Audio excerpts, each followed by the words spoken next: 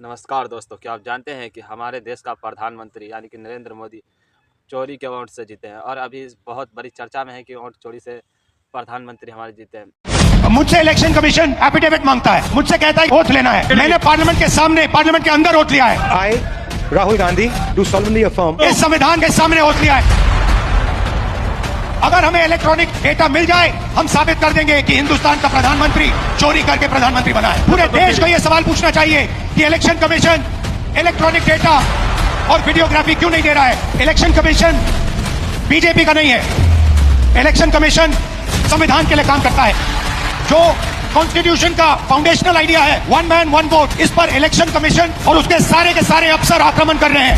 इसका मतलब वो संविधान पर आक्रमण कर रहे हैं, हिंदुस्तान के गरीब जनता पर आक्रमण कर रहे हैं। अगर आप सोच रहे हो कि आप इस पर आक्रमण करके बचोगे तो फिर से सोचो, टाइम लगेगा मगर हम आपको पकड़ेंगे, एक एक करके पकड़ेंगे। मेरी बात याद रखना, क्योंकि आप अगर इस पर हमला करोगे तो हम आप पर हमला करेंगे। और 5 अलग अलग तरीकों से वोट चोरी हुआ है, जिससे कि हमारे माननीय प्रधानमंत्री साहब जीते हैं। 5 तरीके से चोरी की गई है। डुप्लीकेट वोटर मतलब एक वोटर अनेक बार वोटिंग कर रहा है, 4 अलग अलग पोलिंग बूथ में वोट डाल रहा है, 5-6 अलग पोलिंग बूथ में वोट डाल रहा है। ऐसे तकरीबन 12,000 voter. Fake and invalid address मतलब इनका पता नहीं है या फिर 0 नंबर एड्रेस है। तकरीबन 40,000 ऐसे वोट है। बल्क वोटर एक एड्रेस में, एक बेडरूम का घर है और उसमें 40-50 लोग रहते हैं, और जब उनको वहाँ हम ढूंढने जाते हैं वहाँ पे कोई नहीं, और घर का मालिक बीजेपी का लीडर। इनवैलिड फोटो 4,000 वोट जिसमें फोटो है ही नहीं या इतनी छोटी फोटो है कि दिखाई नहीं देती। और 34,000 तकरीबन 34,000 वोट जहाँ फॉर्म 6 को मिसयूज किया गया है। फॉर्म 6 फर्स्ट टाइम वोटर्स के लिए होती है। 34,000 ऐसे लोग हैं जिनकी आयु किसी की 90 साल, किसी की 80,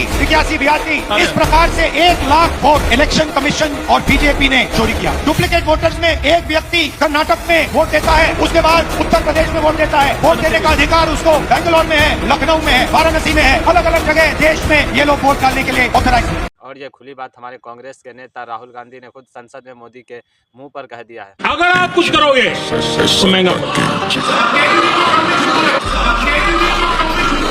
और आप फिर